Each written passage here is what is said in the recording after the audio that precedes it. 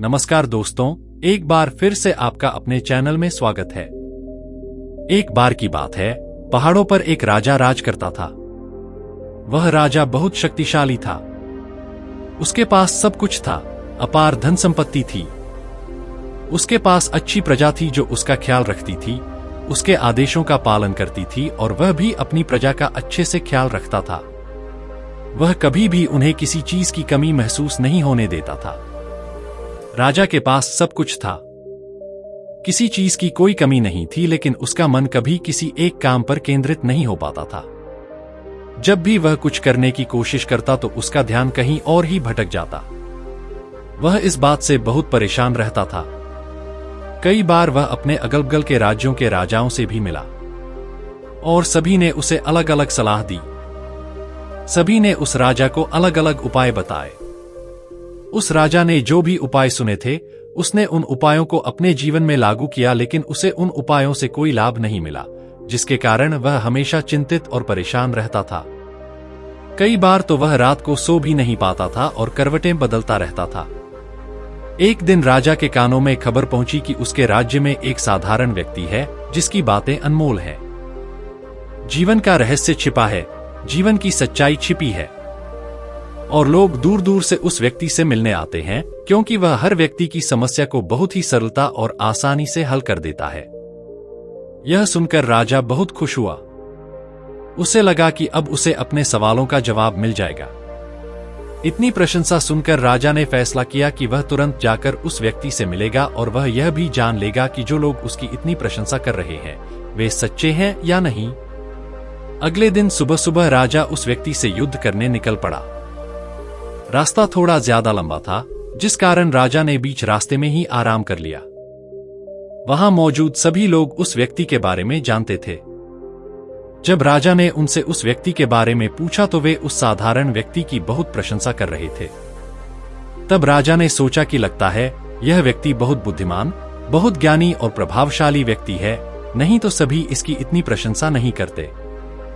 उस व्यक्ति में जरूर कुछ ऐसा होगा जिसकी वजह से सभी उसे जानते हैं और उसकी प्रशंसा कर रहे हैं। उस व्यक्ति की प्रशंसा सुनकर राजा की उससे मिलने की उत्सुकता बढ़ गई। अब राजा जल्द से जल्द उस व्यक्ति से मिलना चाहता था, जिसके कारण वह आगे की यात्रा पर निकल पड़ा। राजा जैसे ही उस व्यक्ति के आश्रम में पहुंचे तो उन्हें आश्रम में कोई नहीं दिखाई दिया।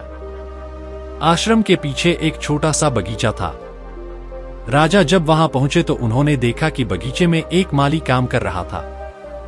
उसका पूरा शरीर कीचड़ से सना हुआ था, पैरों में चप्पल नहीं थी।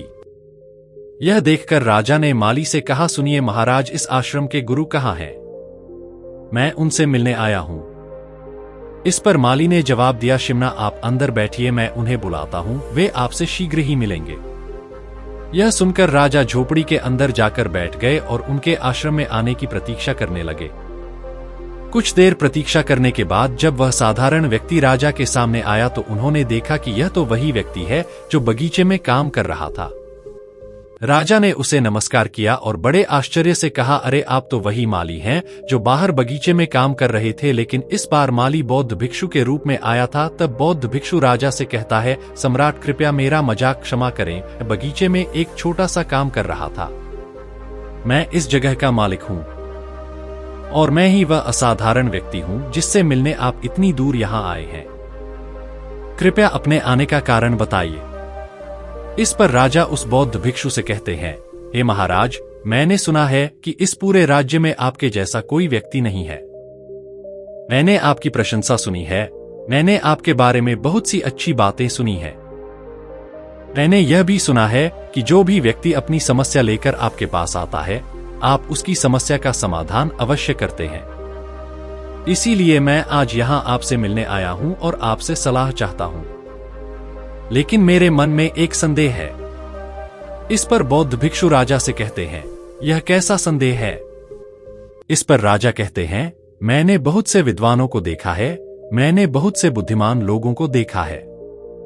जब भी वे चलते हैं तो उनके पास ज्ञान की विभिन्न प्रकार की पुस्तकें होती हैं। उनके पास कोई न कोई चिन्ह अवश्य दिखाई देता है, जिससे पता चलता है कि वे ज्ञानी व्यक्ति हैं। आपके पास न तो कोई ज्ञान की पुस्तकें हैं और न ही आप में ऐसा कोई चिन्ह दिखाई देता है लेकिन इसके बावजूद आप बहुत शांत दिखाई देते हैं। क्या आप मुझे इसका रहस्य बता सकते हैं? इस पर बौद्ध भिक्षु मुस्कुराने लगे और राजा से बोले, मेरा ज्ञान इस संस्कार रूपी प्रकृति में सर्वत्र व्याप्त है। मैं अपना ज्ञान जीवन की साधारण और सामान्य चीजों से प्राप्त करता हूं। लेकिन महाराज, क्या आप यहां किसी समस्या को लेकर चिंतित हैं? कृपया मुझे अपने यहां आने का कारण बताएं। इस पर राजा कहते हैं, हे गुरुवन, मेरे यहां आने का कारण यह है कि मैं लंबे समय तक किसी काम पर ध्यान केंद्रित नहीं कर पाता हूं। थोड़ी ही देर में मेरा उस काम से ध्यान हट जाता है। कृपया मुझे अपनी समस्या का समाधान बताएं। मैं इस बात से बहुत चिंतित हूं। राजा की चिंता को समझते हुए बौद्ध भिक्षु ने कहा, महाराज, मैं आपकी समस्या समझ गया हूं। मैं आपको बता सकता हूं कि आप क्या कर सकते हैं। वह लौट आया, लेकिन सम्राट को पूरी रात नींद नहीं आई। वह इस सोच में खोया रहा कि बौद्ध भिक्षु मुझे क्या बताने जा रहा है। वह मुझे एक साधारण माली जैसा लग रहा है, लेकिन जिस तरह से उसका मन शांत था, जिस तरह से वह शांत दिख रहा था, वह बहुत ही आश्चर्यजनक है। राजा पूरी रात विचारों में खोया रहा। अगले दिन सूर्योदय से ठीक पहले राजा उस स्थान पर वापस आया। बौद्ध भिक्षु पहले से ही वहां मौजूद था। जैसे ही सम्राट वहां पहुंचा, बौद्ध भिक्षु ने सम्राट को पानी का एक छोटा सा जग दिया और कहा, इसे ले लो और धीरे धीरे पौधों पर पानी डालो। आपके सामने 15 पौधे हैं।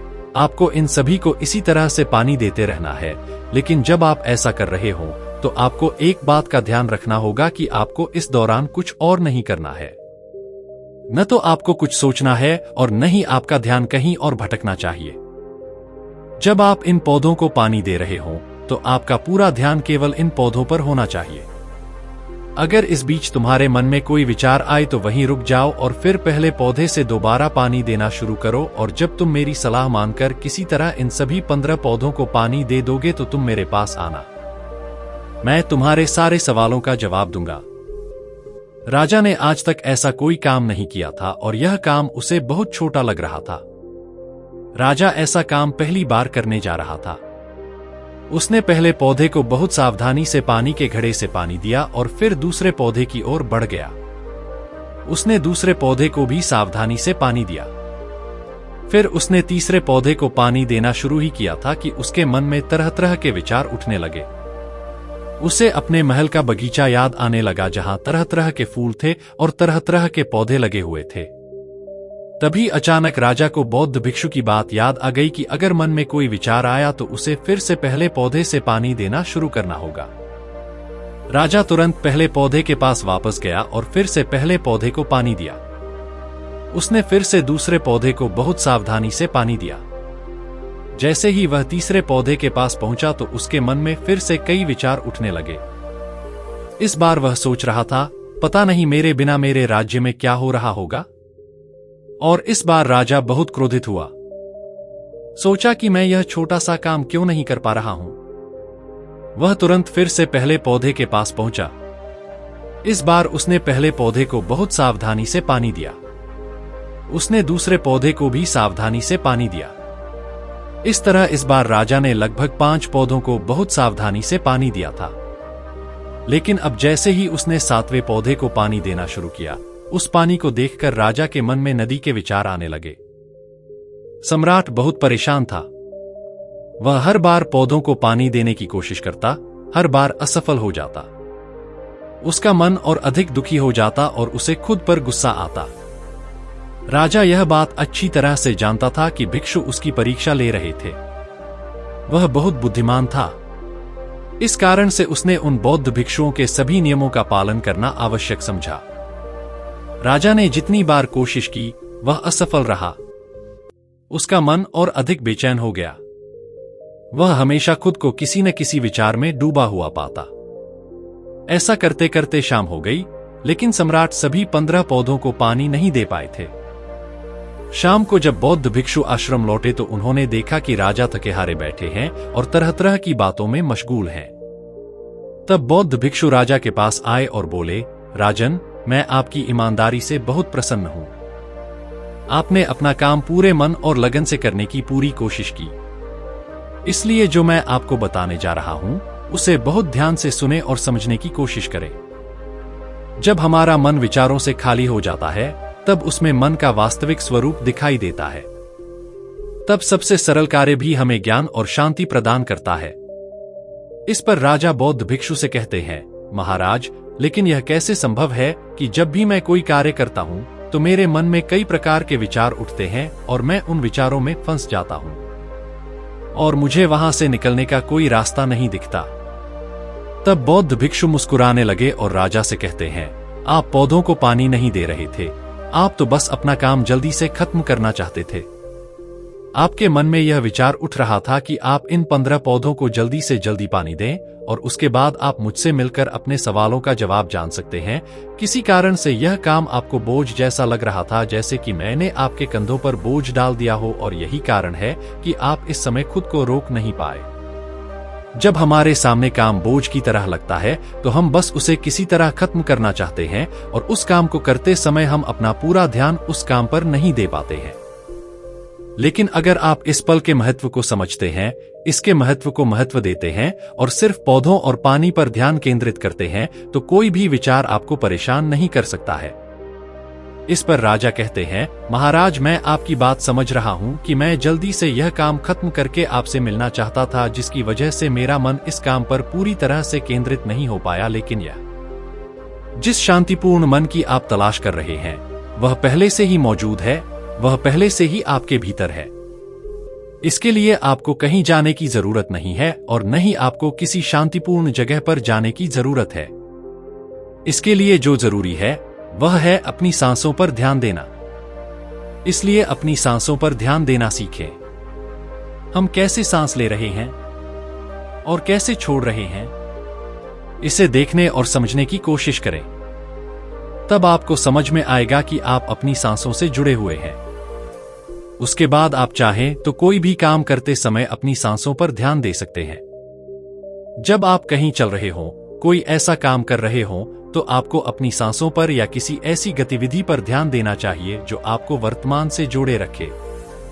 इसका दूसरा तरीका यह है कि आप 2 से 4 मिनट के लिए अपने आसपास की प्रकृति पर ध्यान दें। देखें कि आपके आसपास क्या हो रहा है, इससे आप वर्तमान में आ जाएंगे। तब आप अपना काम जल्दी जल्दी खत्म नहीं करेंगे बल्कि पूरे मन से करने की कोशिश करेंगे, जिससे आपको अपना मन एकाग्र करने में मदद मिलेगी। और जब आपका मन एकाग्र होगा तो आप कोई भी काम करें, चाहे वह छोटा हो या बड़ा, आपका मन उसमें पूरी तरह से डूब जाएगा और वह काम आपको शांति और ज्ञान देगा।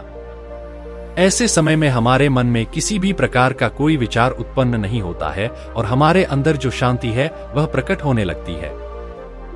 हम उसमें डूब जाते हैं। इसे आप खुशी कह सकते हैं या वर्तमान में जीना, और इस व्यवस्था को आप आसानी से प्राप्त कर सकते हैं। बस आपको अभ्यास करना होगा। बौद्ध भिक्षु राजा से कहता है कि जो मन कठिनाइयों में शांत रहता है, कठिनाइयों से भागता नहीं है, सिर्फ सतर्क रहता है, वह मन हर समस्या पर विजय प्राप्त कर सकता है, हर दुविधा से बाहर आ सकता है। राजा को बौद्ध भिक्षु की ये सारी बातें समझ में आ चुकी थी। उन्होंने उस बौद्ध भिक्षु को प्रणाम किया और उसे वहां से अपने महल में वापस लौटा दिया। वह अपनी सांसों पर ध्यान देने लगा और धीरे धीरे इस निरंतर अभ्यास के कारण वह अपना सारा काम एकाग्रता और मन से करने लगा, जिससे उसे अपार शांति मिलती थी और वह छोटे छोटे कार्यों से भी ज्ञान प्राप्त कर लेता था। इसलिए दोस्तों, कभी भी किसी काम को बोझ समझकर मत करो, क्योंकि अगर आप उसे बोझ समझोगे तो आप उसे जल्दी से जल्दी अपने से उतारने की कोशिश करोगे, यानी जल्दी से जल्दी खत्म करने की कोशिश करोगे। लेकिन इस प्रयास के दौरान आप जो भी काम कर रहे हैं वो पूरे मन और लगन से नहीं हो पाएगा, और ऐसे में आप जो भी काम करना चाहते हैं वो संभव है कि आप वो न कर पाएं, और इस वजह से आपके मन में तनाव भी पैदा होता है। हम चिंता करने लगते हैं, परेशान होने लगते हैं, क्योंकि जो परिणाम हम उस काम को देना चाहते थे वो परिणाम हम उस काम को नहीं दे पाते, और हम में से ज्यादातर लोग ये गलतियां करते हैं। जब उन्हें कोई काम दिया जाता है तो वो उसे करने की कोशिश करते हैं, लेकिन वो चाहते हैं कि वो काम जल्द से जल्द पूरा हो जाए, और उस काम को करते समय वो खुद को वहीं नहीं रख पाते, बल्कि उनका मन कहीं और ही भटकता रहता है। हमारा मन हम पर हावी होने लगता है। हमें तरह तरह के विचार आते हैं और हम उन विचारों में डूबते रहते हैं। हम उन विचारों में चले जाते हैं और फिर हमें वहां से निकलने का कोई रास्ता नहीं दिखता, जिसकी वजह से हमारे मन में तनाव पैदा होने लगता है। हम बहुत परेशान रहने लगते हैं। हम चाहकर भी कोई काम नहीं कर पाते और जो काम हमें वर्तमान की तरफ ले जा सकता था, हम उस दरवाजे को खुद ही बंद कर लेते हैं, क्योंकि वो काम हमें बेमानी लगने लगता है। इसलिए जब भी आप कोई काम शुरू करना चाहें तो उससे पहले अपना पूरा ध्यान अपनी सांसों पर लगाएं और फिर आप चाहें तो अपने काम के दौरान भी अपना ध्यान अपनी सांसों पर रख सकते हैं। और सांसों पर आपका यह ध्यान आपके काम पर ध्यान में बदल जाएगा और इस काम में जो भी कठिनाइयां आ रही हैं, आप उनका पल भर में समाधान कर लेंगे, चाहे आपके सामने कैसी भी विपरीत परिस्थिति क्यों न आए। आप उस काम को पूरे मन और लगन से पूरा करेंगे। तो दोस्तों, मुझे उम्मीद है कि आपने इस वीडियो से बहुत कुछ सीखा होगा, और अगर आपने कुछ सीखा है तो इस वीडियो को लाइक और शेयर करें और चैनल को सब्सक्राइब करें और कमेंट में नमो बुद्धा भी लिखें। धन्यवाद।